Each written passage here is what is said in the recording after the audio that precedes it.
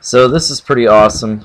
I found a new furnace design, new to me anyway, by Droid Freak 36. I'll put a link to his video in the description.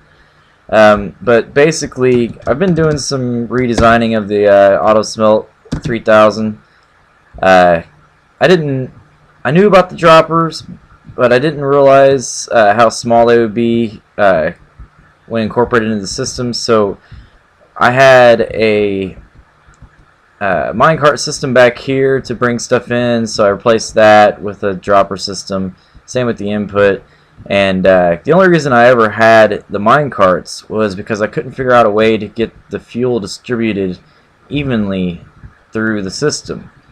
So I had to have the minecarts do it for me, and that caused issues with timing down here of getting enough material to space evenly, and still whenever they get more than enough at the end, these down here get more, and I had to have extra space in between so the minecarts would get more power to go across fast enough where they didn't drop two at a time. And you know, it just became, it was analog, you know, basically it was analog, because you know, this is like the analog part of the system. It's variable, so you know, digital is the way to go. So I didn't know how to do that, and I was actually going to change it and do this and put a timer on all of them with the new hopper timer, so I could just put however many pieces I wanted in here for however many furnaces I had, and that would put the timing right for the minecarts. But still, you would have the timing issue of like getting the clock started whenever they came back, and they would all have to be going at the same time. And you know, it's just still better, but not ideal. So then I found this design today, and I kind of rebuilt it because the way that he had it in his video, when I built it that way, it didn't work. Things just weren't correct. So I don't know if it was because he was on the earlier version of the snapshot at that time and they changed something, but I kind of looked at it and figured out a different way to do it. Basically the same exact design. I just moved like one row of blocks, I think, but and added an extra row of hoppers. So I don't think that's the way he had it set up. If so, I couldn't tell in the video. But anyway, if so, I figured it out. If not, hey, it's fixed. So what this does is it delivers everything evenly for every single one, and then whenever it gets to the end, it even ejects the extra piece out of the system.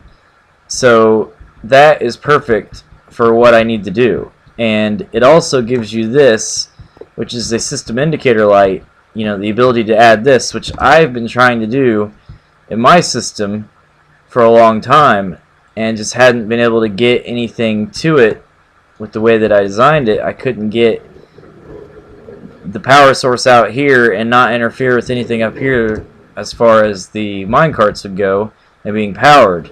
So I just couldn't get a system indication light to tell you the state of the furnaces. Well, now I've got that incorporated into this system. I just had to add this right here and those two blocks that I just deleted, and it was fine. And then he didn't have a coal or a fuel system put on his. He just had the source material, and he was loading his by hand.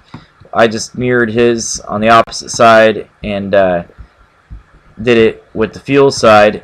And the really awesome thing about this system is how perfect it is as far as distributing the pieces. Because if you put stuff in here, let's see, let me put in some iron. That's what I've been playing with, so I'll just keep going with iron. Whoops. I put it in here, and I fill this side up with coal.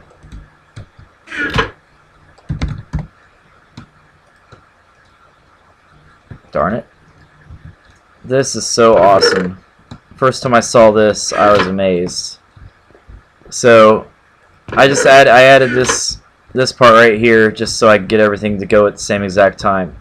So if I do this, I come over here and watch what happens. Bam! They all come on at exactly the same time. And the cooler thing is they all turn off at exactly the same time. And that's as long as you have an even number of items and an even number of furnaces. So like if you have, say, 60 items and like I've got 5 furnaces here, then you're going to get, what's that, 12 pieces in each furnace. But if you have an odd number, like it's not divisible by the amount of furnaces that you have evenly, then it's not going to work the same. But if you have the even pieces, man, it's just exact. And they burn at exactly the same rate every single time. And they shut off at exactly the same time. I've sat here and watched them and just turn off like a light. It's great. So that means that this down here, even though it's just connected to one furnace, as long as they are all connected, as long as they are all got the same amount of material, then this is accurate. And over time, that should happen more often than not, I would think. I don't know. You could just do it in your head and keep the extra for yourself. I don't know. But some way to figure out how to keep the number of items, you know, even with the number of furnaces that you have, divisible by that number would be cool. But anyway, this is going to be incorporated into this. I'm going to take out this monstrosity, noisy, old-fashioned minecart system, and I'm going to replace it with that new digital system, and I'm going to get it as tight in here as possible.